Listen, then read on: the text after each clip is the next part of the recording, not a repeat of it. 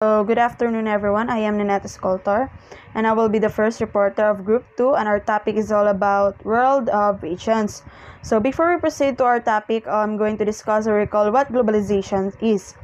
So, globalization is a social, cultural, political, and legal phenomenon, which it leads greater interaction among diverse populations around the world. It represents the exchange of ideas, values, and artistic expressions among cultures, and it also has shifted its attentions to intergovernmental organizations like United Nations and World Trade Organizations. So, in other words, globalization means the interconnectedness and the interdependence of the people and the country, while it also made people become aware and conscious of the world.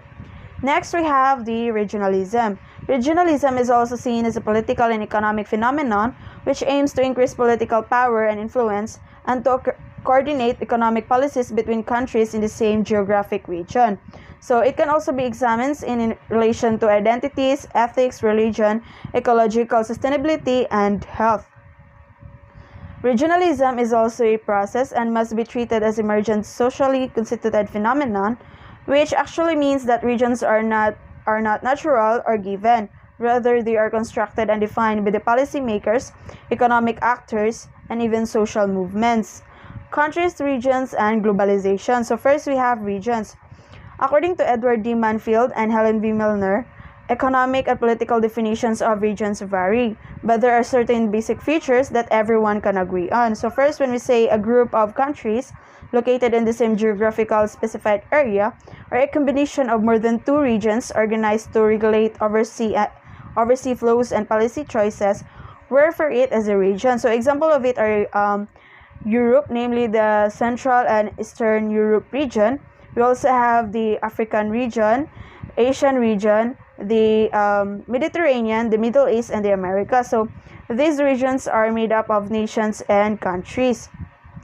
And second, they also state that the word regionalization and regionalism should not be interchanged, which it will be discussed by another reporter.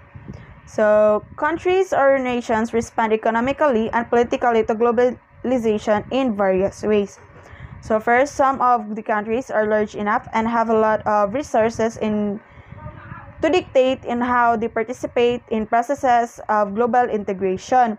So for example, the China. So the country China offers its cheap and huge workforce to attract foreign businesses and expands their trade with other countries. Same with the US and Japan, they're also doing it. So while other countries make up their small size by taking advantage of their strategic locations, such as Singapore and Switzerland. They are small countries, but they are able to compensate their lack of resources by turning themselves into a financial and banking hub. So in Singapore, they developed their harbor facilities and made them a first-class transit port for ships carrying different commodities from Africa, Europe, the Middle East, and mainland Southeast Asia to countries in Asia Pacific. I'm Jovelyn Estrop and I'll be continuing the report. So next is how are regions formed and kept together. A region is an area of land that has common features. These features can be natural, such as climate or landscape. They can also be artificial, such as language or religion. Language, government, or religion can define a region, as can forest, wildlife, or climate. Geographic regions and subregions are mostly described by their precisely defined and sometimes transitory boundaries, except in a human geography where jurisdiction areas such as natural borders are defined in law. Basically, regions are formed based on various factors. However, they are mostly determined, and kept together by virtue of a law or statute passed by the legislature branch of a certain government. So next is delineation of region. Delineation of formal regions involves the grouping together of local units which have similar characteristics according to certain clearly defined criteria and which differ significantly from the units outside the region on the basis of certain chosen criteria. So first is administrative division. Administrative division, these are granted a certain degree of autonomy, usually required to manage themselves through their own local governments. Countries are divided up to these similar units. So, example is the Philippines. The Philippines is divided into 4 levels of administrative divisions, with the lower 3 being defined in Local Government Code of 1991 as local government units. They are from the highest to the lowest. So first is regions, mostly used to organize national services of the 17 regions. Only one, the Bangsamoro Autonomous Region in Muslim Mindanao, has an elected government to which the central government has developed competencies. Next is provinces, independent cities, and 1 independent municipalities. So next is component cities and municipalities within a province. Lastly is barangays within a city or municipalities. So next is cultural area, often associated with an ethno-linguistic group and the territory it inhabits. Specific cultures often do not limit their geographic coverage to the borders of a nation-state or smaller subdivisions of a state, not considered equivalent to culture circle. Hello, I am Aika May Garbe and I will be discussing on the continuation of delineation of regions. So the third one is language. Regional language is a language in an area of sovereign state, whether it be a small province or some wider area. An official language of a country may also be spoken as a regional language in a region of a neighboring country. This tells how language can divide certain regions and countries around the world. There are thousands of languages around the world, even more than we can count. In the Philippines alone, there are hundreds of languages spoken in various cities and provinces. For example, here in Cebu, the language we speak is Cebuano. There are also neighboring regions around Cebu who speak Cebuano as well, such as Bohol, Siquijor, Negros Oriental, and many more. So next is religion. The relationship between geography and religion can clearly be seen by the influences of religion in shaping cosmological understandings of the world. Geographers are more sensitive to how religion as a cultural feature affects social, cultural, political, and environmental systems. Religion is an organized collection of beliefs, cultural systems, and worldviews that relate humanity to an order of existence.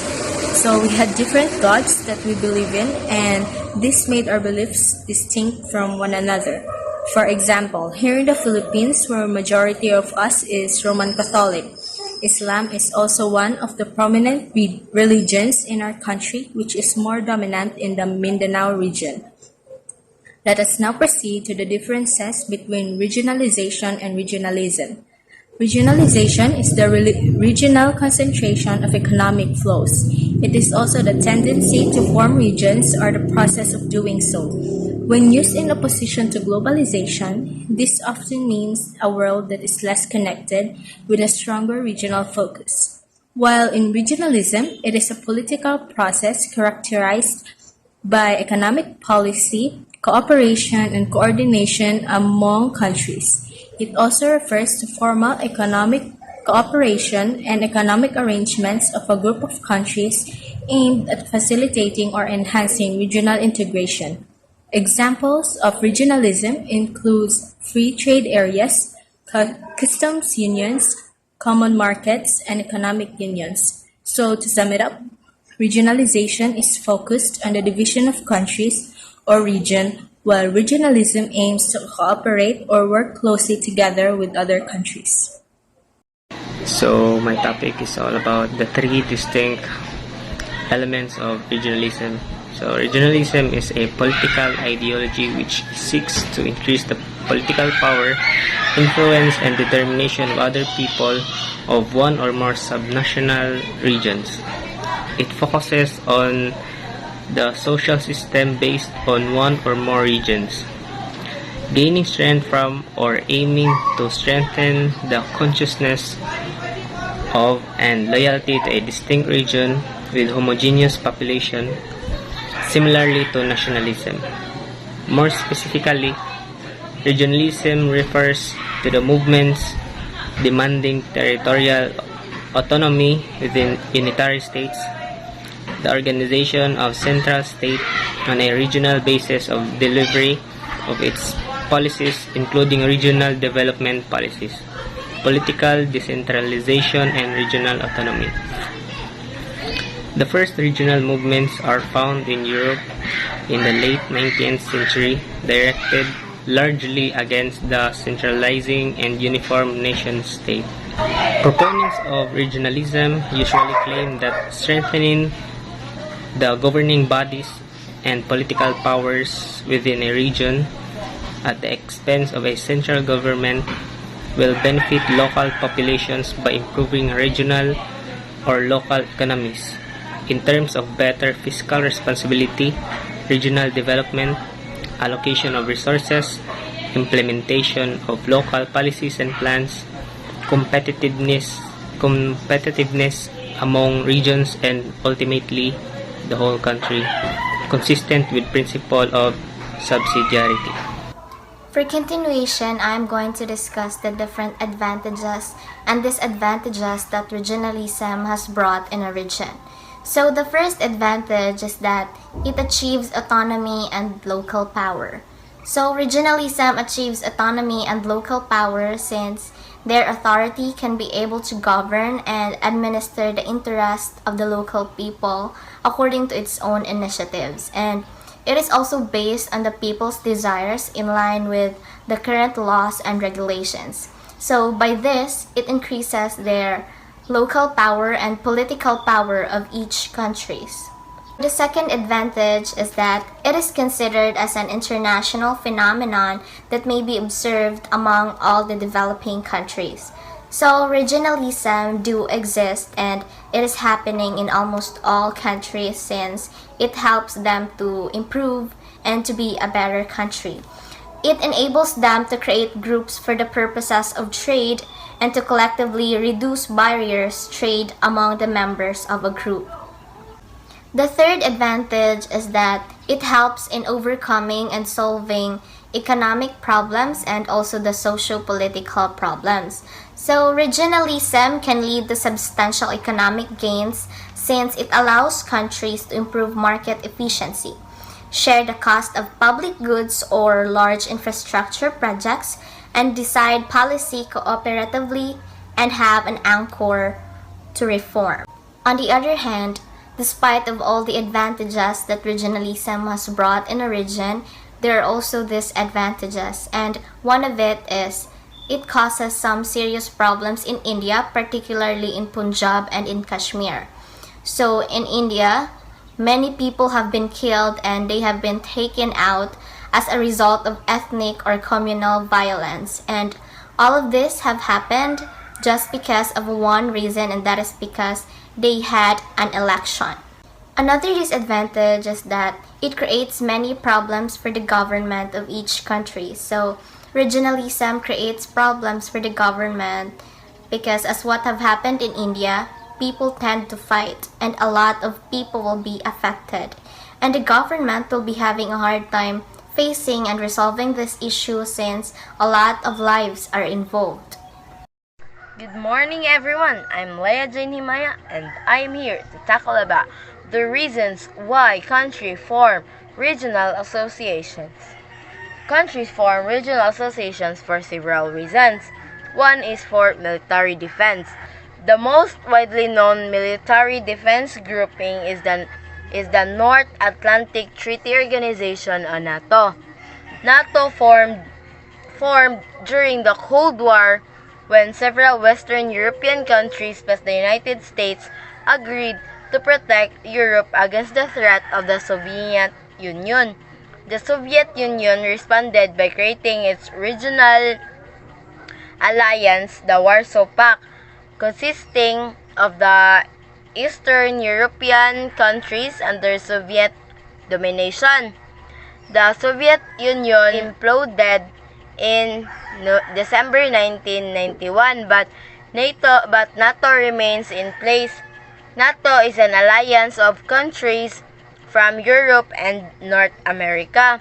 It provides a unique link between these two continents, enabling them to consult and cooperate in the field of defense and security, and they conduct multinational crisis management operations under the NATO. So, NATO's mission is to protect the freedom of its members. Its targets includes weapons of mass destructions, terrorism, and cyber attacks.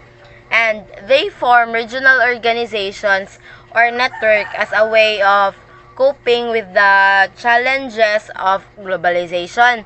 And global and region associations play an important role in the development of legal and policy frameworks as well as in the design of effective action plans to better support the advancement of the gender equality agenda at the global, regional, and national levels. And as an opportunity to connect actions at the national, regional, and global level to avoid replications and foster collaborative actions to advance the agenda on democracy in support of member states, and as an avenue for peer-to-peer exchanges to facilitate sharing of experiences, and also they form regional associations to have military defense like NATO or SOPAC, and also for them to able to exchange information, improve their interregional dialogue on governance agendas facilitated by democratic processes and institutions. Why countries form regional organization? First is to pool their resources. Second is to get better returns for their exports. Third, to expand their leverage against trading partners. The OPEC, or the Organization of the Petroleum Exporting Countries, it was established in 1960 by Iran, Kuwait, Saudi Arabia, and Venezuela. It aims to regulate the production and sale of oil. Then the OPEC success convinced 9 other oil-producing countries to join it. So the mission of the OPEC is to coordinate and unify petroleum policies of its member countries and to ensure the stabilization of oil markets. So in order to secure an efficient economic and regular supply of petroleum to consumers, a steady income to today producers, and a fair return on capital for those investing in the petroleum industry. So the OPEC organization has a significant provider of information about the international oil market. So OPEC are not just 9 members join it. It consists of 13 countries named Algeria, Angola, Equatorial Guinea, Gabon, Iran, Iraq, Kuwait, Libya, Nigeria, the Republic of the Congo, the Saudi Arabia, United Arab Emirates, and Venezuela. And there are former OPEC members also named Ecuador, Indonesia, and Qatar. So the formation of OPEC marked a turning point toward national sovereignty over natural resources, and OPEC decisions have to come to play a prominent role in the global oil market and international relations. So the effect can be particularly strong when wars or civil disorders lead to extended interruptions in supply. So in the 1970s, restrictions in oil production led to a democratic rise in oil. So the oil prices and in the revenue of wealth of OPEC, so nitaas siya, ni increase, ni mahal ang supply sa oil. So with long-lasting and far-reaching consequences for the global economy. So in the 1960s, OPEC began setting production targets for its member nations. So generally, when the targets are reduced, oil oil prices increase. Mauna to ni mark up na siya. So, this has occurred most recently from the organization's 2008 and 2016 decisions to trim oversupply. In addition to the previous reporter, there are also other countries who have formed a regional blocks to be able to protect their independence from the pressures of the superpower politics. Next is a non-aligned movement. Non-aligned movement is created by Egypt, Indonesia, and other several countries in 1961 to pursue world peace and international cooperation, human rights, national sovereignty, racial and national equality. Non-aligned movement refers to a group of countries who have decided not to openly side with the Eastern nor the Western Bloc when it comes to international geopolitics. In other words, members of these international organizations believe that no developing countries has any business in assisting any of these superpowers in a Cold War. The movement has been following the path of peace. It has opposed the military power blocs, the economically backward countries, and the ones that became independent after the World War II and during the Cold War have come together to achieve political sovereignty and economic progress. Non-aligned movement neither has its own military nor economic power. These countries have sought economic assistance from the developed countries. This shows the basic weakness of the non-aligned movement. I'm Cathy Laron, and I am going to discuss the next subtopic, which is about the crisis that happened during the 90s. An economic crisis happened that compelled countries to come together. This crisis happened in Thailand during mid-1997 to 1998 and then quickly spread to neighboring economies. Actually, before this crisis happened, Thailand's economy was doing really well, especially during the year 1990 to 1994. You can compare what happened to their economy to a balloon or a bubble. This is because the larger the bubble or balloon expands, there will really be a time that it will burst because it already exceeded its limits. Somehow, that is what happened to Thailand's economy. Starting from the year 1995, Thailand's economic growth slowed down. It even became worse because of the currency issue. This was the issue when Bangkok unpegged the Thai baht from the US dollar. Unpeg means that you remove the fixed exchange rate. So because of that, the value of its exchange rate or currency declined and the stock market tumbled. This was the time when the crisis spread to other Asian countries. These countries that was affected were Thailand, South Korea, Malaysia, Indonesia, Singapore, and Philippines. All of them experienced capital outflows and the confidence in their economies declined. The GDP growth contracted and it initiated stock market declines across the globe. By 1998, the International Monetary Fund or the IMF stepped in to control this crisis. However, the IMF's assistance was not fully advantageous because, diba, after the crisis started, Thailand and other countries asked the IMF's assistance. Despite these countries running regular budget surpluses, the IMF insisted that Thailand, Indonesia, Philippines, South Korea, and Malaysia rein in public spending and cut funding. The result of this was only to lengthen the recession in the Asian countries, because when you cut spending, it slows down an economy. Instead of solving it sooner, the IMF made things worse, and it was only Malaysia that refused IMF's assistance and ignored their advice. That is why they were able to escape the crisis with far less damage compared to Thailand, South Korea, Indonesia, and Philippines.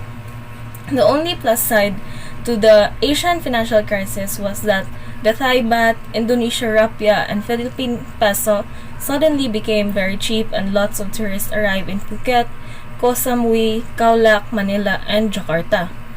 This introduced lots of people to the joys of traveling in Thailand, Indonesia, and East Asian countries, and it helped them in making the region the thriving tourist destination it is today. It's Mary Layson, and I will be reporting the factors leading to a greater integration of the Asian region. So naas na yung mga rason para magkahiusa ang Asian region. So ang first ana is mutual benefit. When it comes to trade, these nations can readily supply each other's need. In many cases, mutual benefits are governed by a written contract such as employment contract. For example, chambers of commerce. These organizations organize and supports the participation of the local economic agents and trade fairs and exhibitions abroad as well. The second will be trade. We all want or need something from another part of the world, and global trade facilitates that. Also, para bitaw ma-sustain atong needs sa atong country, and we have to trade from also to other countries, and also para maila sa dangatong produkto sa Pilipinas. That will be the trade. And the third will be similar culture. The culture of Asia is diverse, but they also share many things which makes it an easier fit during times of negotiations. Parehaning similar culture, even though kanang lahi-lahi bitaw tawag mga cultures, pero we have to adapt them because so that kanang maka-negotiate sa nila, maka-communicate sa other cultures and also other countries. And the fourth will be the common goals. Territories involved are not far from each other, and the industriousness of its population can work as a powerful negotiating bloc against those from other parts of the world. So, ang common goals sa Asian regions is kana bitong mapapaspas ang ato ang mga economic growth, dayon ang social progress, and also cultural development, and also to promote peace. And the fifth will be similar security needs. Aside from small localized rebels, these associations needs only to contend with foreign supported terrorist group which are also handled well. And also apareha sa aning similar security needs. Dapat sa ato ang Asians, one of the Asians man ta, so dapat magpareha ta og kanabit ang security needs and for the security. And the sixth will be trade agreements, an international agreement on conditions of trade in goods and services. It exists when two or more countries agree or terms that help them trade with each other. For the most part, governments are supportive of further trade agreement. Asian regionalism in the world economy. How does Asian regionalism affect the world economy? The center of gravity of the global economy is now shifting to Asia. It is now shifting to Asia because Asia has increased in global portion of global manufacturing, especially in China. China has produced more products around the world. So next is Asia's extraordinary success has brought new challenges. In every success that is done for the economy has also brought new challenges, such as it increases inequalities and competitions, financial reversals, and economic slowdowns. And last is new health and security threats could make the flow of people and goods more difficult and expensive. Environmental damage could result in radical changes in economic policies. So last is, it is now important to the world economy that it must also play a larger role in global economic leadership. Asian regionalism also exercises leadership in making global decision making. The leaders decide for the global economy to help stabilize world economy, and it also contributes to the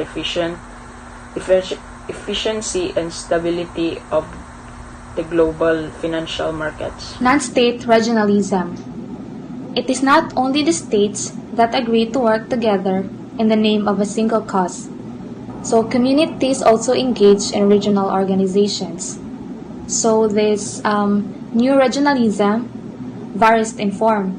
They can be tiny associations that include no more than a few actors, and it also focuses on a single cause, or huge continental unions that address a multitude of common problems from territorial defense to food security. So organizations representing this new regionalism likewise rely on the power of individuals, non-governmental organizations or NGOs, and associations to link up with one another in pursuit of a particular goal or goals. And so finally, new regionalism is also identified with reformists who share the same values, the norms, institutions, and systems that exist outside of the established institutions and systems. New regionalism shifts in national system of administration and cultural, economic, and political organization following the Cold War.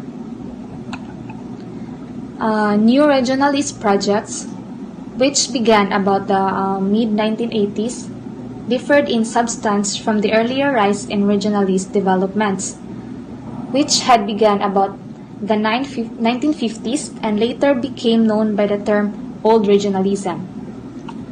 So the emergence of new regionalism coincided with the end of the Cold War and a period of increasing global economic integration. Its development ultimately led to regional organizations that were more open with respect to trade than those who had formed in the era of Old Regionalism. Good afternoon, sir. My name is Mike Lasponia Manlangit. My report is all about regional organization. Some organizations partner with governments to initiate social change. Those who work with governments participate in institutional mechanisms that afford some civil society groups voice and influence technocratic policy-making processes. Other regional organizations dedicate themselves to specialized causes. This organization primary power lies in their moral standing and their ability to combine lobby with pressure politics. However, most of them are poorly financed, so their impact in global politics is limited. This means that a great opportunity for regional organization to be more relevant for the life and well-being of their citizens, including strengthening sustainable and responsive democratic processes in their regions. On the other hand, regional organizations are also called to facilitate the effective translation of sustainable development policies, including by supporting their member states to develop concrete action at the nation level. And also, regional organizations play an important role in the development of legal and policy framework, as well as in the design of effective actions plans to better support the advancement of the gender equality agenda at the global, regional, and national levels. State regionalism or new regionalism differs significantly from traditional state when it comes to identifying problems. In traditional state, it treats poverty or environmental degradation, and when we say degradation, it is the act of treating someone or something poorly, as technical or economic issues that can be resolved by refining existing programs of state agencies, making minor changes in economic. However, in new regionalism, it advocates such as the NGO, Global Forum see these issues as reflections of flood. By flood, it means economic development plans that are market-based, profit-driven, and wholly concerned with social welfare, especially among the poor, economic development plans, and environmental models. Another one is when it comes to discord. So when I say discord, these are the agreements between people that may emerge. In traditional state, disagreements surface over issues like gender and religion with pro-choice NGOs breaking from religious civil society groups that side with the church, Muslims, or governments opposed to reproductive rights. When I say reproductive rights, these are the rights of the individuals to decide whether to reproduce and have reproductive health. This may include an individual's right to plan a family, terminate a pregnancy, use contraceptives, and pro-women policy. So pro-women policy, these are the gender equality. On the other hand, state regionalism, the civil society groups are able to dialogue with governments. The latter may not be welcoming to this new trend and set up the obstacle after another. Migrant Forum Asia and its ally, the Coordination of Action, Research and AIDS, and Mobility. So these are the organization working to assist migrant workers and their families to build quality of life, health, and well-being, and to ensure that the human rights and labor rights of those migrant workers, their families, are respected by all. Lobbied ASEAN governments to defend migrant labor rights. Hi everyone, I am Shirame A. Mulat and I'm going to discuss about the emergence of discord as another challenge for new regionalists. For example, disagreements surface over issues like gender and religion, with pro-choice NGOs breaking from religious civil society groups that side with the church, Muslim imams, or governments opposed to reproductive rights and other women policies. While civil society groups are able to dialogue with governments, the latter may not be welcoming this new trend and set up one obstacle after another. Migrant Forum Asia and its ally, Coordination of Action Research on AIDS, CARAM, lobbied ASEAN governments to defend migrant labor rights. And their program actions slowed down once Malaysia and Thailand refused to recognize the rights of migrant workers and the rights of the families of migrants. So, as the emergence means appearance or something that is arising, discord also means a disagreement. And regionalist, on the other hand, means consciousness of and loyalty to a distinct region with a homogeneous population. All in all, it means that an appearance of disagreement is one of the challenges that the new regionalists may encounter. As people in the new regionalist locale may have a different point of view that may cause an argument or disagreement. Yes, if there is a disagreement, there is surely have an argument, as people will always have something to say, either it's negative or positive, especially nowadays.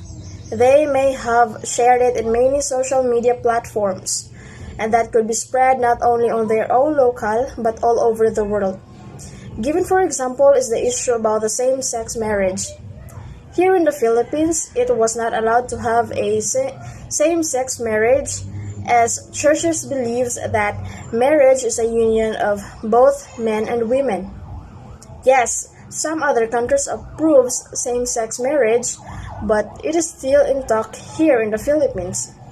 As people always have something to say, other people agrees with it, and so others also opposed for it, but up until now, it was consciously not practiced, and in my own opinion, I definitely disagree with the idea of having same-sex marriage. So good morning to each and everyone. So today I'm going to talk all about the contemporary challenges of regionalism. So today, regionalism faces multiple challenges, and the most serious of which is the resurgence of militant nationalism and populism, in which resurgence of militant nationalism was caused by aggressive nationalism, economic competition, and international tension. It was arose in Europe in latter part of the 19th century. It meant outright wars by the European countries to achieve their goals, while populism is defined as a political movement claiming to represent the common people acting as a juxtaposition of a corrupt political class, elite or establishment. It is no doubt that this current trend of the election of right-wing parties may be a result of low economic growth and rising levels of income inequality in the past decades. So, the next one is the continual financial crisis of the region is forcing countries like Greece to consider leaving the Union to gain more flexibility in their economic policy.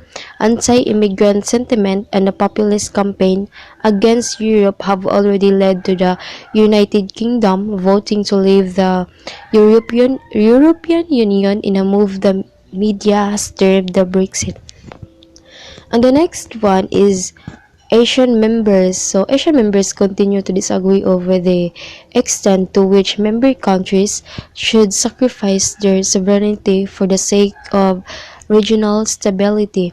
The association link with East Asia has also been problematic. Recently, Asian countries has also disagreed over how to relate to China, with the Philippines unable to get the other countries to support its condemnation of China's occupation of the West Philippine Sea. So, the next, a final challenge pertains to differing visions of what regionalism should be for. Western governments may see regional organizations not simply as economic formation, but also as instruments of political democratization.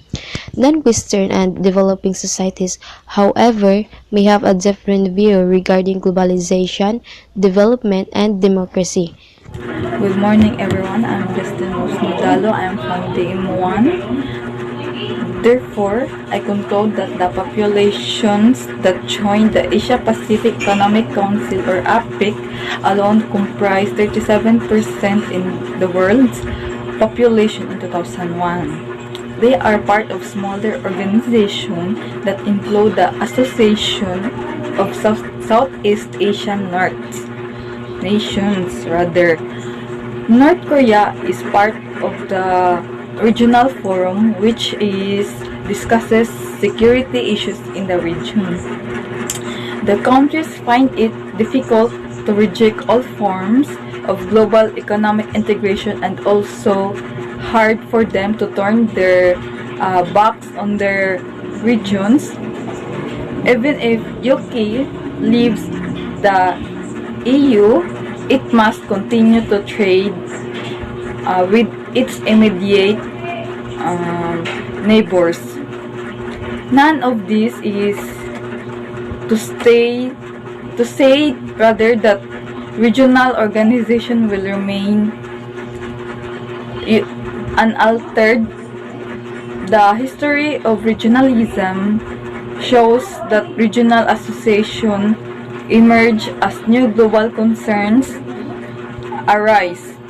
The future of regionalism will be contingent on the immense changes in global politics that will emerge in the 21st century. That's all, and thank you.